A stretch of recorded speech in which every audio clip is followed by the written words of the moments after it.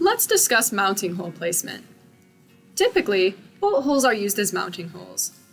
Usually we see a pattern of either 2 mounting holes on opposite corners of the block, or 4 mounting holes on each corner.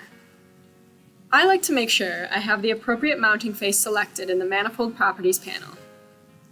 Regardless of the dimensions of the block, users can select either metric or imperial bolt holes to use as mounting holes.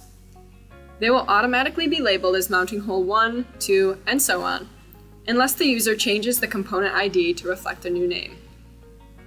When we know the dimensions of the block, we can calculate where the mounting holes should be placed. We can also line up one axis using trace lines with the other existing mounting holes.